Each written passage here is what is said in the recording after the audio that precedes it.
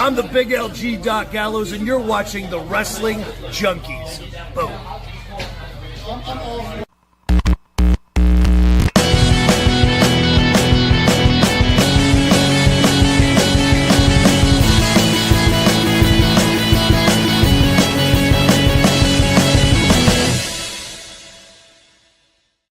What's going on, everybody? Welcome back to the Wrestling Junkies podcast. I'm Mr. Cincinnati.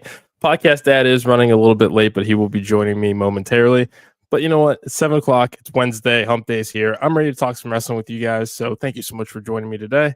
We've got the fact checker in the house. Happy Wednesday to you as well. He has been gone for a little bit, but you're back with the jump off, which I greatly appreciate tonight. There's quite a bit to talk about in the wonderful world of NXT.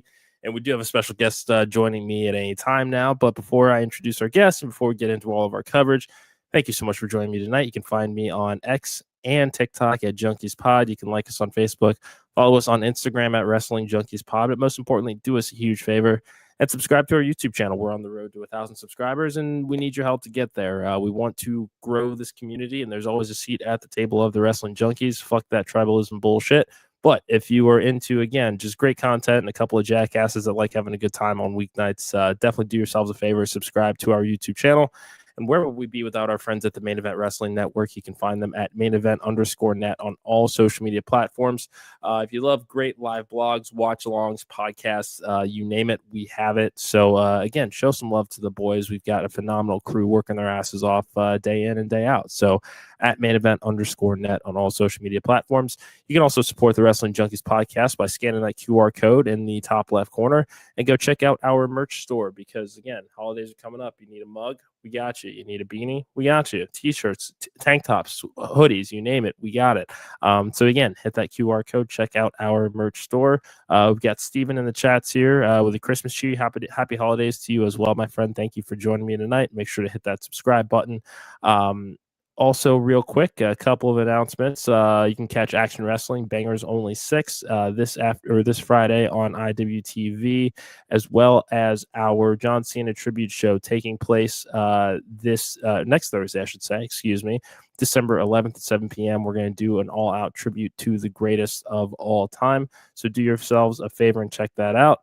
And hello, Mr. Ramsey. Thank you for swinging by the chats tonight. And yeah. I think this is going to be a fantastic episode. Like I said, podcast ad is running a little bit late, but we will be moving on without him. It's not a gimmick, and I'm sure that he's going to have some stories for me momentarily here. But without further ado, it is time to introduce my guest because tonight's a special one. Action Wrestling is closing out the year with one of the most beloved traditions in independent wrestling, Bangers Only. And not only is this Friday's show absolutely stacked from top to bottom, but it also doubles as a holiday Toys for Tots drive, bringing the community together through wrestling and generosity. We've got world title matches, major returns, huge debuts, exploding rivalries, and yes, even jolly old St. Nick himself will be making an appearance. And this is the kind of event that reminds you why independent wrestling is so special.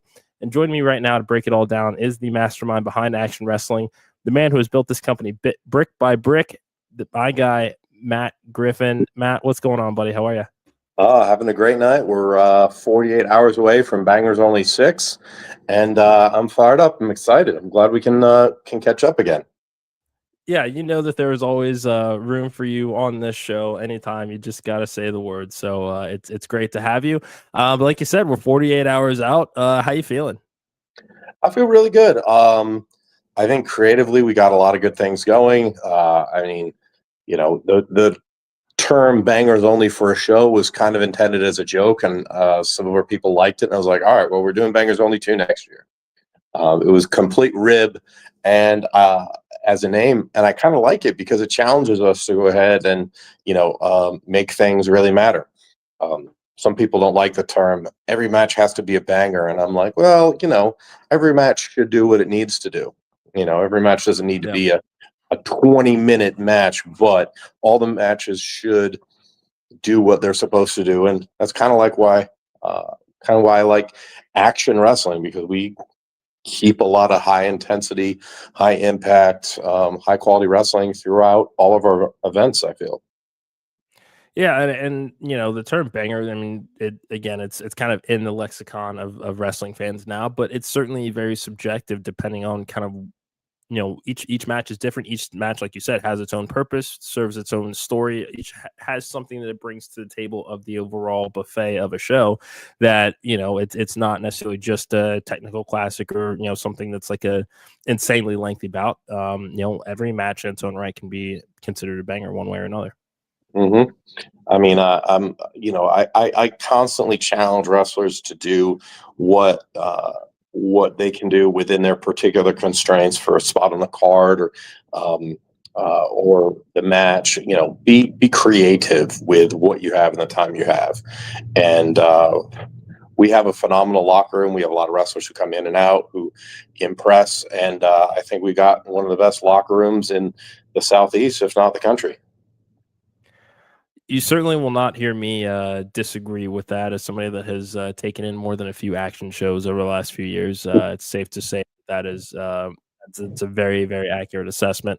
We're going to talk a little bit about the card here, but I want to talk about kind of the underlying the underlying cause for this event this weekend. Tell us a little bit about this partnership for Toys for Tots, and how's the community responded over the years as you've implemented it.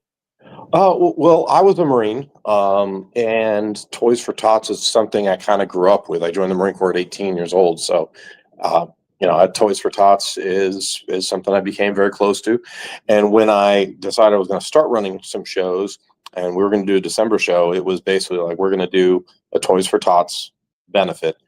We do collect toys at the door, new unwrapped toys, and proceeds also go to it's our local chapter called Southside Toys for Tots, which is a few counties in the state of Georgia.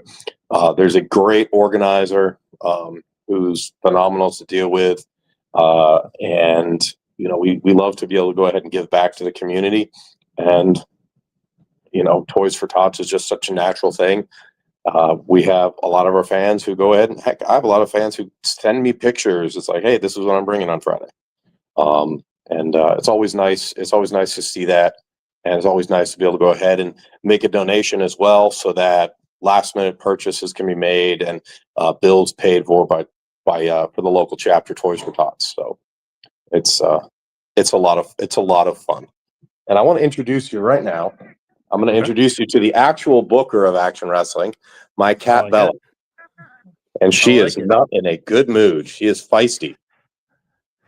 Well, I think that's the best segue here to talking about the card here. If Bella's a little bit feisty right now, let's talk about our friend Channing Thomas, who is upset that he's going to have to take on Cruel one-on-one. And that has made not just Channing, but Sid Bacabella a little bit feisty and trying to back out of this match already. And at this point, is this match still happening? It is, yes, and it's a match that has happened before, which I'm pretty sure why they Channing Thomas and Sid Bacabella don't want it, because Cruel is one of the hardest hitting, scariest. I mean, he's made me bleed before. I've taken the choke slam. I have been thrown around a few times by Cruel, so I know he's vicious. So. And Channing's an awesome wrestler. I mean, to be clear, he's excelled in New England. He's excelled at Dreamwave over in Illinois.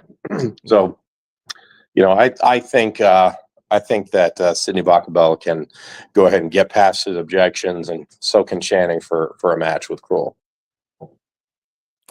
I hope so, because quite frankly, it'll put a smile on my face just to see one or both of them just get utterly destroyed.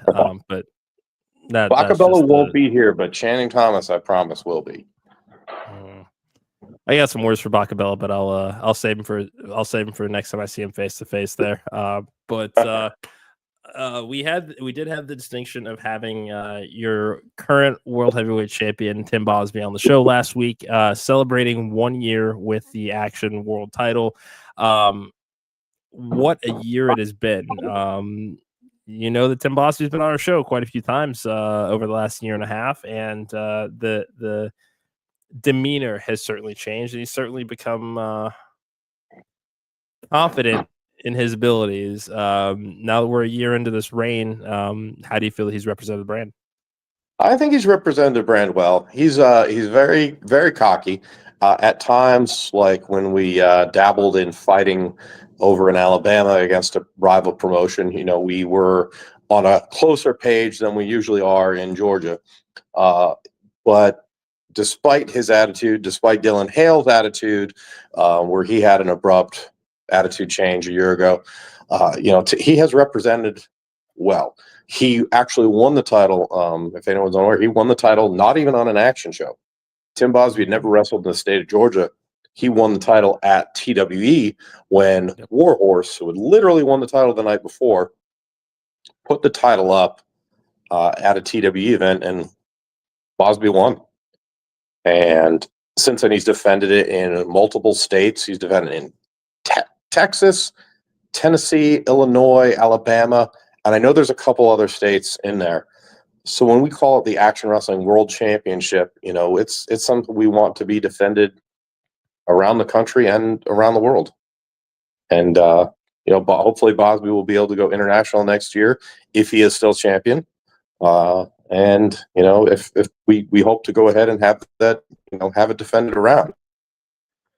Yeah, and let's talk about his opponent, Darian Bankston, who's been a mainstay in the Southeast for several years now. He's had had some injury setbacks that kind of took him out of the game for a little bit, but he seems to be back to 100% now. What are you expecting from Darian in this particular matchup? I mean, this is a marquee match, anywhere in the country. What can you tell us about his headspace right now? I think Darian's confident because Bosby has gotten desperate and thrown several things at him. There's been interference from Dylan Hales. There's been interference. Tim Bosby has cheated in matches. There's been a lot of, let's say, hijinks going on between the two. I mean, heck, Bankston even challenged Bosby up at TWE in October for the championship. But I think he feels confident because Bosby is going to Bosby's going to have Dylan Hales, but I think Bosby realizes that he can only rely on Dylan so often. And I think Darian, at least what he said to me, he feels very confident that he's got Bosby's number. I mean, I'm willing to buy that too, and this is a point that Tim made on the show last week. Is he didn't need Dylan Hales' help to win the championship? Yes, it was on TWE turf, so read into that how you will. And I think that's why we want to give Bosby all the credit in the world, is that he, on any given night, he is a threat. It just seems that this relationship with Dylan Hales has clouded his not necessarily his judgment per se, but his perception of what he's capable of on his own, I feel like. Well, he's a tremendous athlete, but I think sometimes when you get to be champion, the pressures get to you, and you want to make sure that you not only got to the top of the mountain but stay there. And I think Dylan Hales, I know he got into his ear quite a bit, and Dylan and I have had a contentious history. We've gotten along, and worked together in booking Scenic City. We've done a lot with Action. We also teamed up on an invasion into Alabama together. We've also gone ahead and been left screaming at each other in front of fans and wrestlers after action shows. So, it's contentious all around. And Friday night we'll be live on IWTV, and we're just going to see what happens. Yeah, no, I'm pumped for this one. This is definitely appointment viewing for me. Another big match that we have on the card here, it's going to be for the IWTV World Championship. Fancy Ryan Clancy taking on Adrian Alanis. Anytime the IWTV is defended at Action, it's a big deal. So tell me, what does it mean to you to be able to host this particular championship match? Well, we've had a really good history with the Independent World Championship. We had a title defense by the then champion Hot Sauce Tracy Williams at our second show ever.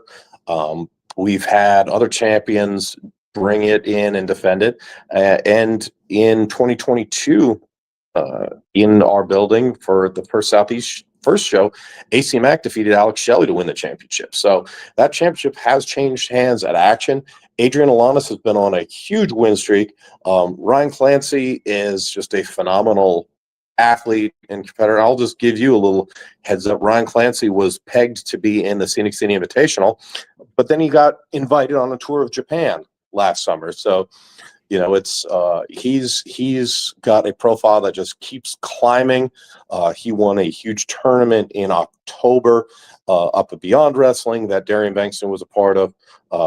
Ryan Clancy is a hell of a wrestler. Adrian Alanis is a hell of a wrestler. And, I think that one's a toss-up, to be honest. Yeah. No, I agree completely. And Ryan Clancy, it seems like it's been just a career year for him when you look at the body of work he's had and, the physical transformation he's gone through as well. Like I said, it's a complete toss-up, but, this is one that it's got to be appointment viewing, I think, as far as anything that's going on this weekend. Yeah, I think the whole show is lined up to be a I take pride in how we put our matches together. Every match, every spot has thought put into it, because we want to deliver a huge show. There's never on an action card a throwaway match. There's always some inclination of there's something we think that our fans will get out of this, or that a wrestler will be able to do. Then, and then have it pay dividends down the road. There's never. Well, I guess we have to put this match on. There's never that. I believe very strongly as a booker. I want to believe in everything I put on. So if I don't believe in a match, I just won't book it. It's just simple. So I'm really interested to see, because things have been simmering. I'm really interested in the 6-man tag match between the Good Hand and the newly formed Bumaye South. Man, that has been that's been one of the biggest stories of action this year, and the implosion of the Good Hand. And I mean, we said it for the majority of 2024 and probably the first 5 or 6 months of this year about how on fire the Good Hand were, and it's just stunning where we are now compared to how we started 2025 with this collective. I mean, Alex Kane joined the Good Hand a few years ago. He won the Action World Championship with them. They held the tag championships with Shug D in the Wall. Things were riding high, and then I think Shug D got a little too much for Alex, and Alex learned a lot, and he decided to take 2 really young, really hungry wrestlers in the Action Tag Team Champions, Jay Lucas and Teriyaki, under his wing, and it was right there. And Alex Haynes basically said, "We're Bumaye South." Okay, I love it. Let's see what happens. So that's going to be that's going to be really. I might have to bring in an extra couple of officials for that one, because there's a lot of animosity there. Yeah, no, this again, batten down the hatches, reinforce the ring. I'm ready for some chaos in this match. I would be remiss. I can't have you on the show, and I know he's probably watching right now, not able to chat right now, but we do need to talk about Landon. Landon taking on Brett Ryan Goslin, who is making his Action debut here. These are guys, these are guys that know each other very well inside and out of the ring. So, what went into planning for this particular match? Well, Landon is somebody we enjoy having in from time to time, and I love to be able to test Landon. You were there yourself when he was taking on Mustafa Ali a year and a half ago, and he fought him. Very, very. He was very close to picking up a surprise win, and.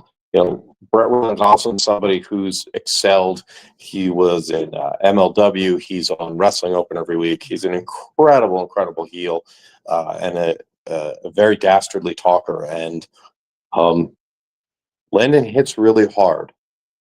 Landon is what got probably the most underrated chop on the indies if you look at the Gary J scale.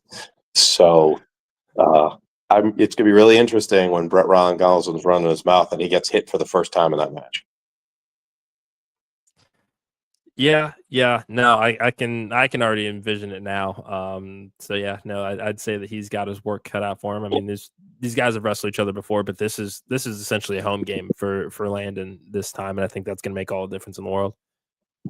Yeah, and I would say that BRG is used to being well hated, so I think that's where sometimes people thrive. I mean, I know I do when I go into other areas. I thrive on being hated because you get people's emotions working, and we'll see how that works out for BRG. Good luck. He is going to need it. But as we kind of wrap things up here, as far as this interview and as well as 2025, what are you most proud of from Action this year? Well, we also have the one. I'd be remiss if we didn't mention that we've got T.J. Crawford against Slim J in a rematch from August when it was a really competitive match, and then T.J. Crawford pulled the tights. You see the junior CEO in the background. He pulled the tights, and we decided to go ahead and give a rematch. And we wanted to see it again. Slim J is obviously a favorite of mine. I go back almost 25 years to the NWA Wildside days with him. So really, and TJ Crawford's a hell of an athlete. He just challenged Ryan Clancy for that independent world championship too. So 2026 is going to be huge for us. We have, so many things on. We have a lot of shows on the horizon. I think you saw a couple days ago that we just announced we're going to be doing another show under the Action Dean branding called Death Valley Days. I've got a lot of stuff that's not even been announced yet. And I mean, heck, for me personally, I've been fighting on death matches with the Blood and Honey series here in Atlanta. So personally and professionally with Action, we've got so much going on. And my kid is just trying to get on camera. So no, I'm not. I'm trying to my free. So yeah, I'm fired up, and I appreciate everything that the Wrestling Junkies podcast does for us, and it's very appreciated. And I love being able to come talk every show with you guys and just kind of rap about wrestling.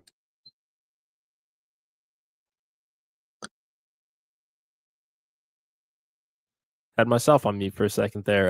Yeah, it's been a long day. This is what happens when I don't have the podcast ad to kind of balance it out a little bit. But no, it's always a pleasure to sit back and shoot the breeze with you for a little while. And again, phenomenal card, top to bottom. It serves a great cause. So Bangers Only this Friday, streaming live on IWTV.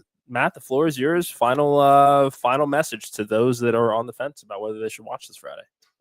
I mean, you can talk about whatever scene you want.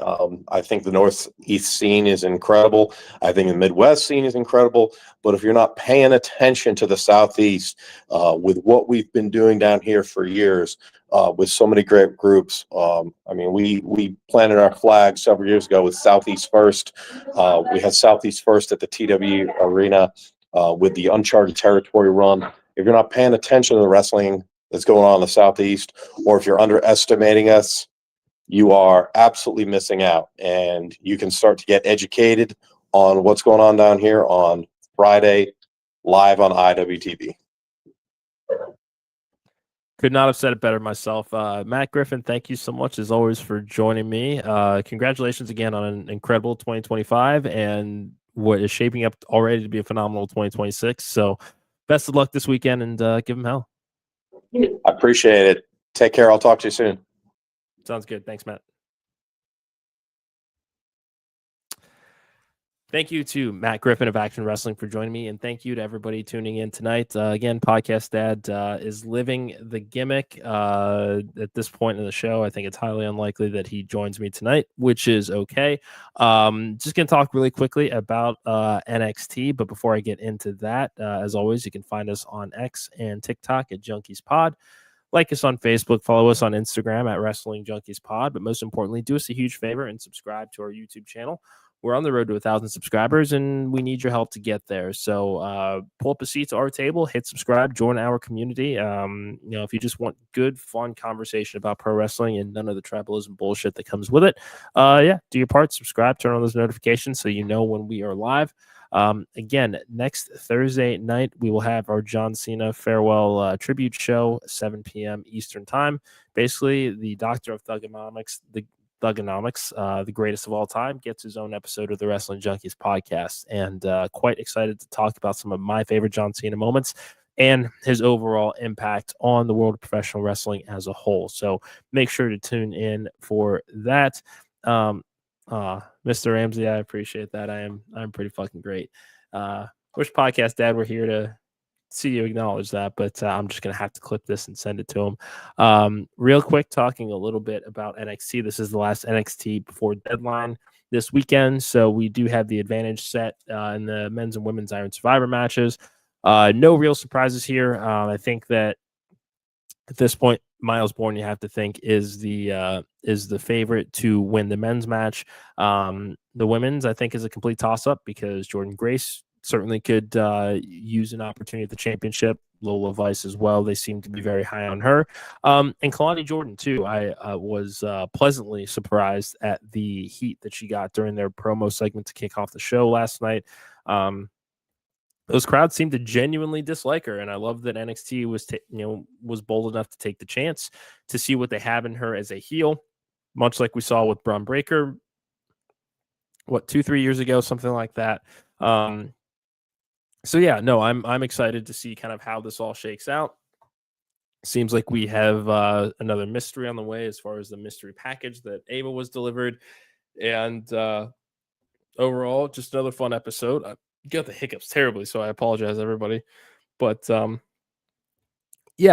we have got Iron Survivor coming up this weekend. I'm going to say Miles Bourne's my pick, but I'm going to wait for the podcast dad to come back where we will do all of our predictions together. So we'll be back tomorrow night with another episode. We'll break down AEW Dynamite as well as give our deadline predictions. So thank you to Matt Griffin. Thank you to everybody that joined me tonight. Remember to like, share, subscribe. Have fun. Enjoy wrestling. Fuck tribalism. I'm Mr. Cincinnati. This has been the Wrestling Junkies podcast. And until tomorrow, enjoy those grabs.